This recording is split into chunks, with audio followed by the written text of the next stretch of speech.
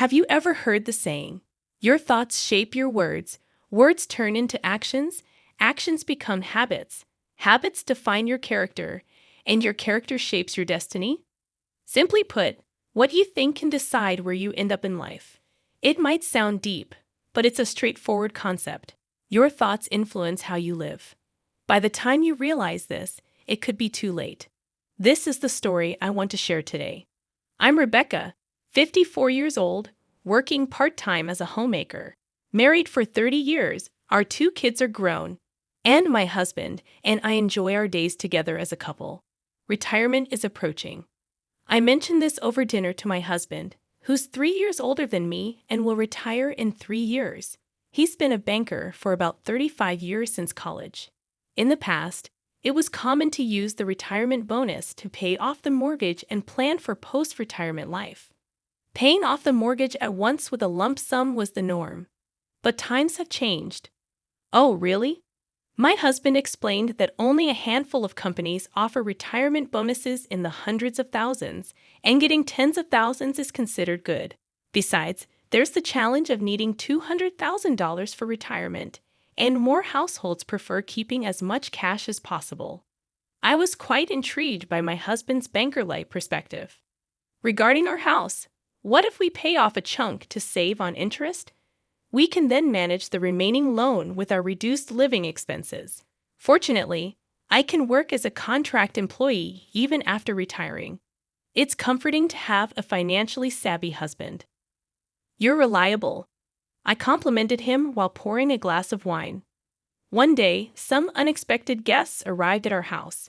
"Hey, Rebecca, it's been a while," greeted my 6-year-old brother and his wife, Annabelle. I must have made a face upon seeing them. They weren't pleasant people, but I kept my thoughts to myself. "Why are you here in the middle of the day on a weekday?" I inquired. Annabelle promptly replied, "Well, we just built a new house, and we thought of getting a congratulatory gift." A congratulatory gift?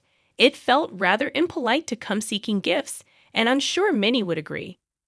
However, these individuals considered it normal, posing a problem. Reflecting on it, they've been money-focused since their marriage. Back when they got married, I was still in college, and my brother shamelessly said, "You're over 20 now, so you're an adult. Give us a gift, whether you're earning or not. Going to college as a woman is a waste. Use that tuition money for our gift instead." Even my parents were astonished by my brother's greed. I thought no one could be more greedy than him, but it turned out Annabelle was equally miserly. They talk about money all the time, even during Christmas and New Year's. "Rebecca, how much do you make? What's your husband's bonus? What assets does your family have? How much is your father getting in pension?" Annabelle inquired. There's a recent popular web service that analyzes people's brains just by entering their names, and I can imagine if they used it, the word money would dominate. Dealing with such vulgar and uncivilized people is something I only endure when necessary, and yet, here they are, expecting a congratulatory gift for their new house. Wait, a new house? I learned that my brother retired at 60 this year. Annabelle seems to be working part-time. But, well, this might sound odd. But did you secure a proper loan for your new house? When I inquired, my brother responded, "Loan? Not at all. I bought this house with my retirement money and the inheritance from her parents." It turns out my brother used his $80,000 retirement funds, $140,000 in savings, and his sister-in-law's parents' $250,000 inheritance to purchase a house. I've been in a rental for a long time, and I wanted to experience living in a house. A new house is definitely nice. Indeed, it's really nice. Much cleaner than this old house. It's barrier-free, and will be secure in our old age. However, I'm concerned about such a risky move. But you still have 5 years until you start receiving your pension. Don't you think it would be better to have some savings for your old age? When I mentioned that, my sister-in-law shot me a contemptuous look.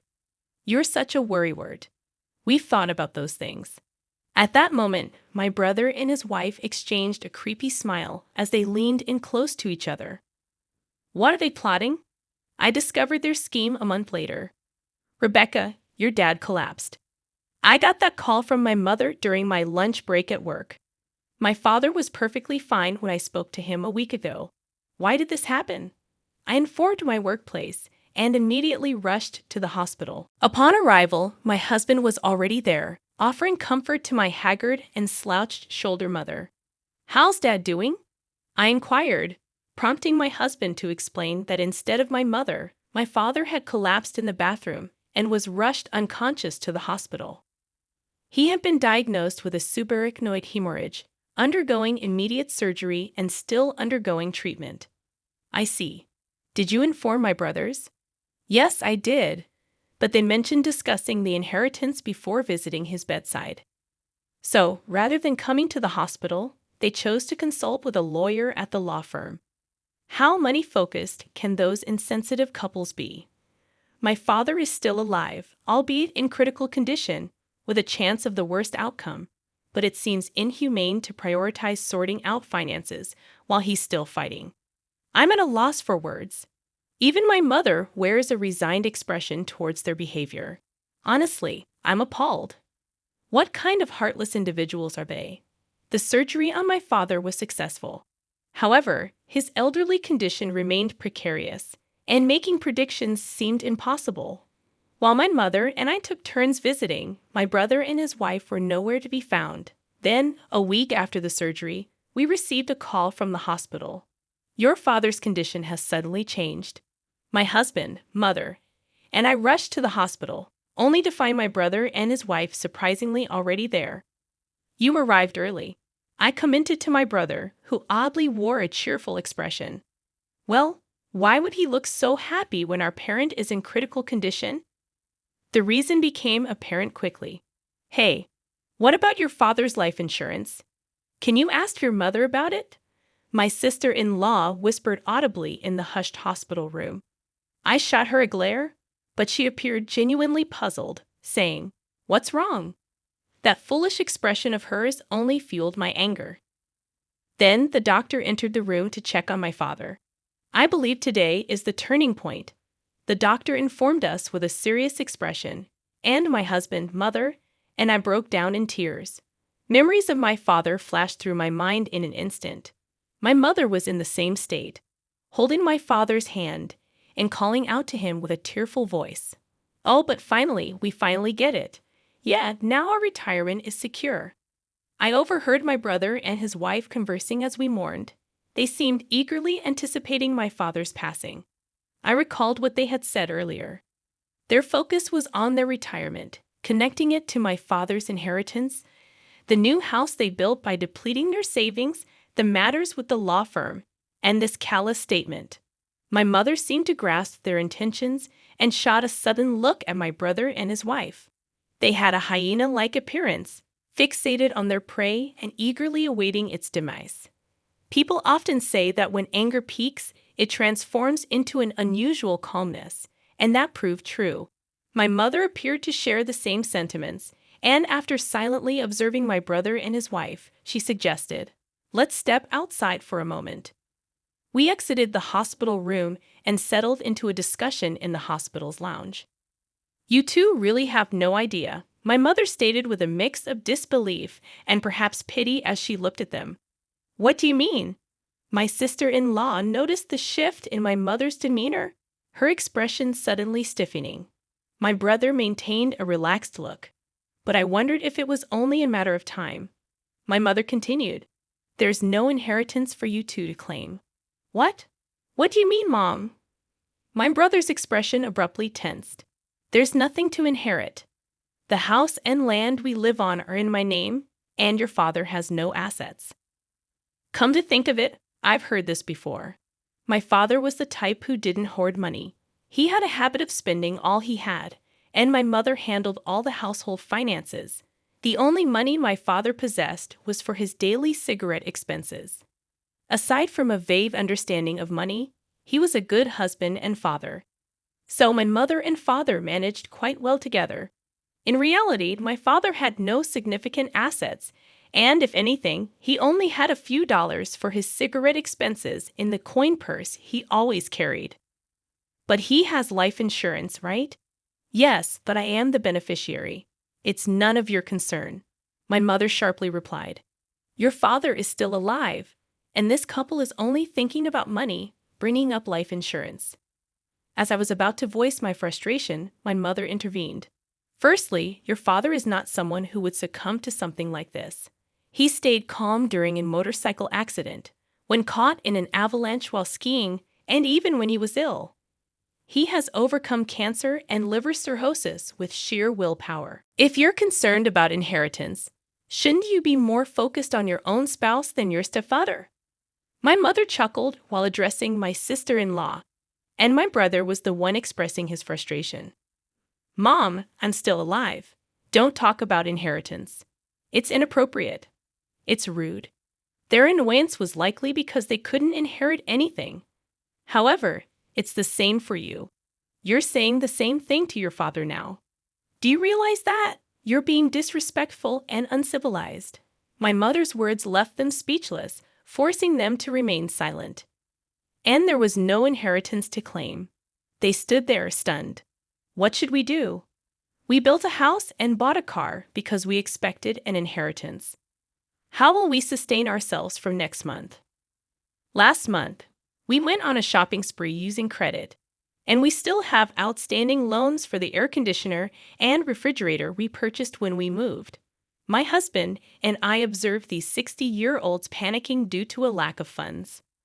I quietly suggested, firstly, it's wrong to rely on money that you're not even sure of receiving. You lack proper planning skills. The two of them seemed too drained to argue with me. Then my brother proposed, let's sell a house. It's the only solution. While it sounded like a sensible idea, my sister-in-law vehemently opposed it. No, that house is my sanctuary. I won't sell it. We've finally found a peaceful place to live, and I won't give it up because of this. Oh, if your father doesn't have an inheritance, why not consider sharing your mother's inheritance? Yes, let's do that. It's a good idea, my sister-in-law suggested, approaching my mother. I'm still alive. My mother's response was so comical that I nearly burst out laughing, but I had to hold it in. My brother looked at me. Help me out here. I could almost hear his plea in his expression. At that moment, my husband, a banker, chimed in. Why not consult a financial planner? If you have no income and no savings, you're in a hopeless situation. Selling the house seems appropriate. Fortunately, there's no mortgage, so selling it can bring in some cash for you to live on. Selling the house is the only way to escape this predicament. However, my sister-in-law remained adamant. We won't sell the house. Absolutely not. If that's your stance, then contribute to our living expenses. After all, you're siblings, right? This time, she redirected her attention to us, but my husband skillfully sidestepped the request.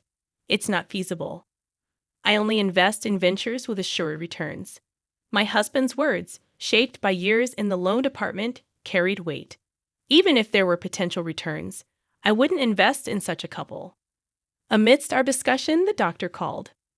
Finally, the moment had arrived. I was mentally prepared for it. When my mother returned from the hospital room, she informed us, "It might not be good news for you. Your father has regained consciousness." She said this while casting a cold stare at my brother and his wife. My husband and I felt a wave of relief at my mother's words, and tears welled in our eyes. My brother and his wife, having realized they would not inherit anything, seemed indifferent to my father's condition. Yet perhaps they were attempting to maintain the facade of concerned children. "Dad, that's great. Yes, you're right." They uttered these insincere words. As my husband and I entered the hospital room after my mother, my brother and his wife trailed behind with seemingly innocent faces. Just before they could enter, my mother halted them. "You two are excused. Your obsession with money sickens me. If you have the time to visit, contemplate your life from tomorrow onwards." She dismissed them like stray dogs and concluded with this remark. "I'll leave you with this message. Thoughts become words. Words become actions. Actions become habits. Habits become character. And character becomes destiny." My brother and his wife were left stunned by my mother's unexpected speech. Huh? In essence, your thoughts ultimately shape your destiny. Unless you alter your thinking, your destiny remains unchanged. Reflect on this carefully. Consider how foolish, unsightly, and pitiable your actions are. With that, my mother firmly shut the door to the hospital room, signaling her determination to break ties with her son. Following that, my brother and his wife were compelled to sell their house.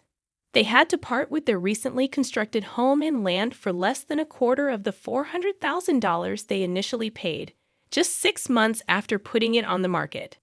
This was due to the discovery that the ground in the area was quite unstable, causing land prices to plummet. Moreover, the surplus of houses for sale in the vicinity led to buyers offering very low prices. Despite their reluctance, they had no choice but to sell the house.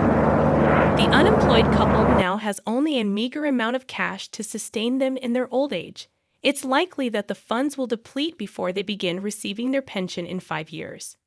My brother resorts to working as a day laborer for daily wages, while my sister-in-law takes on part-time work. It's a lamentable tale of individuals self-destructing by relying on their parents' inheritance. I hope they grasp the gravity of my mother's words. Surprisingly, there are many stories like this. When people become fixated on money, their judgment often falters. A previous customer of mine once remarked, "When my parents pass away, I'll use the inheritance to pay off my mortgage. So please arrange it for a 20-year term." Such cases are not uncommon. It appears that such situations are prevalent in the world. It's indeed a significant issue. Bankers, dealing with a diverse range of individuals, undoubtedly have a challenging job. There are countless untold stories due to confidentiality. Perhaps I should let my husband take over as the next storyteller. He might have even more fascinating tales to share. Just kidding. How did you find this story? Don't forget to subscribe to the channel. Until the next video.